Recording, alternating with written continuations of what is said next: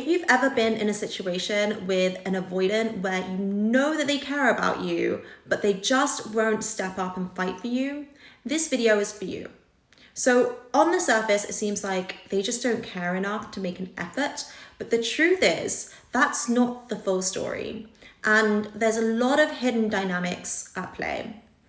Avoidants have a completely different way of dealing with emotions and relationships. And once you understand what I'm about to share with you in today's video, their behavior will make so much more sense to you. Firstly, avoidants aren't comfortable with emotions, especially their own emotions. So they weren't taught how to process or express their feelings. So even if they miss you or they want to reach out, they won't know how to say it. They'll overthink it, they'll worry about being vulnerable, they'll wonder if there's any point reaching out if it's been a while. They'll start thinking that maybe you won't want to hear from them. And eventually, even if they had the impulse to reach out, all of that overthinking will stop them from reaching out, and they'll decide that it's better not to say anything at all. Avoidants take immense pride in being independent, self-sufficient, and not needing anyone. So if they chase you or fight for the relationship, that would mean admitting to themselves that they miss you and they're not satisfied with their lives without you. And they don't want to admit that they're struggling without you. It would completely go against their own self-image of someone who is self-sufficient and happy by themselves. And so even if they are hurting or they do miss you, their pride and fear of looking needy can stop them from reaching out to you. A lot of avoidants secretly feel like they're not built for relationships. And deep down, they might believe that they can't give you the love and the commitment that you deserve. So instead of trying to work on their own issues, they convince themselves that letting you go is for the best. And it's not because they don't care, it's just that they don't believe that they can show up for you in the way that you need, and therefore you should be with someone better. And there's a deep unworthiness wound at play that avoidants have, whereby paradoxically, the more they love and admire you, the more they would feel like they're not worthy of having you. And so it creates this sort of opposite effect. The more that they love you, the less they would want to fight for the relationship because they just don't believe that they deserve you. Another factor is that avoidants carry a lot of guilt and shame. They view themselves as inadequate and defective in relationships, and they feel bad about causing their partner emotional harm. And so they're thinking, I've already caused her so much pain already. I'm never going to do that again. Avoidants aren't psychopaths or narcissists. They take it immensely personally when they cause pain to someone that they love, and they deeply internalize that shame, and it causes them to feel really bad about themselves. It also triggers in them a feeling of helplessness because they don't know how to fix the problem. And that sense of not knowing what to do and being the cause and the source of their partner's pain is very distressing and deeply uncomfortable for an avoidant. And so when they don't fight for you, in their mind, they're really trying to protect you from themselves and also the pain that comes along with being with them.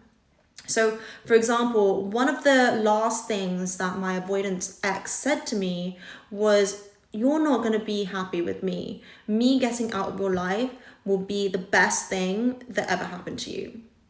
And I think that statement is revealing. It reveals a lot about how the avoidant thinks. He's essentially indirectly saying to me that you deserve so much better than me. I shouldn't get in the way of your happiness because I'm not going to be the one that will be capable of making you happy.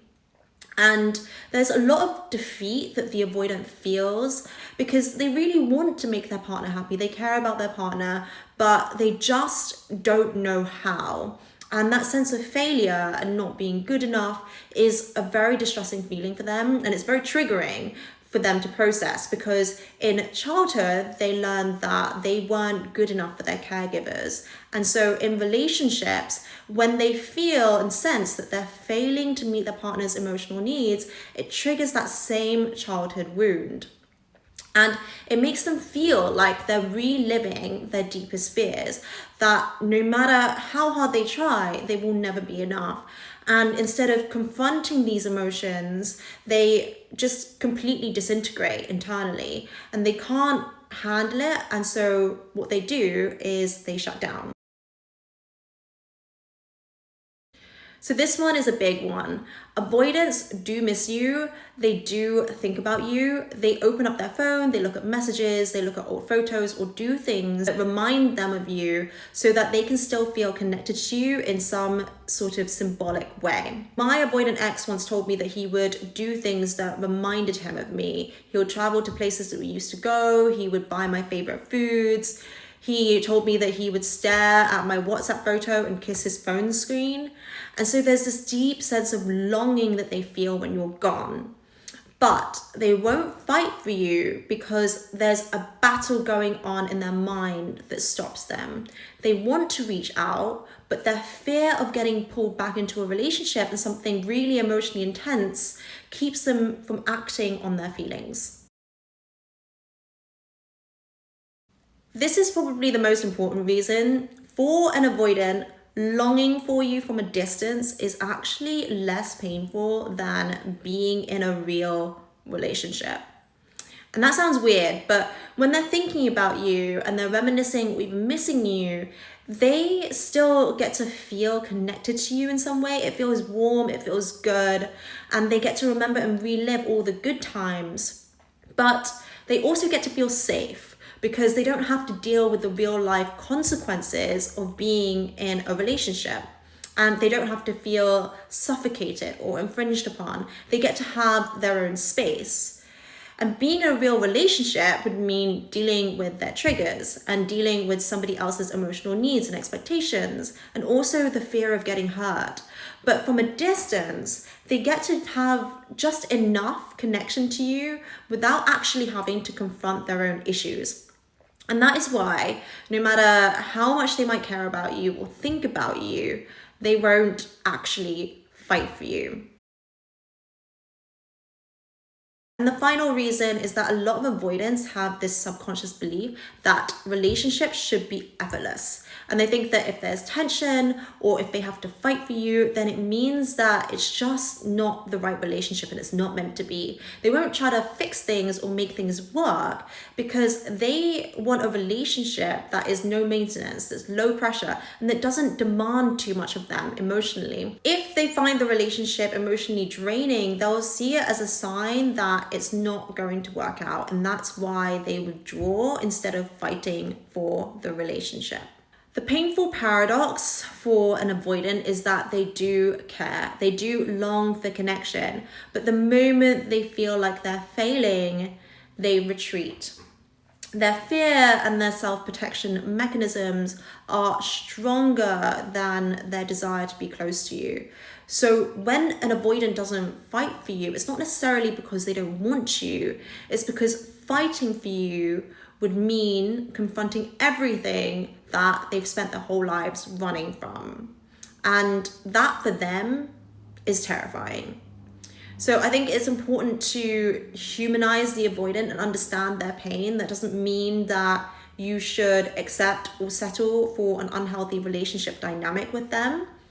But I think it does help you to understand that they are going through their own pain, and it's not just the anxious attacher that is going through pain. If you're in this type of dynamic, the best thing that you can do is focus on you. Focus on healing your own attachment wounds. You will likely always be the one fighting for the relationship if you continue to be with the avoidant, and you'll always be the one feeling like you're putting in all of the effort. Over time, it will cause you to feel drained and depleted. So I highly recommend that you take some time to step back and focus on healing yourself so that you can attract a healthier and more fulfilling relationship in the future. I hope this video helped you. Please let me know if you have any video requests or questions in the comment down below. Thank you so much for watching, and I will see you in my next video. Bye.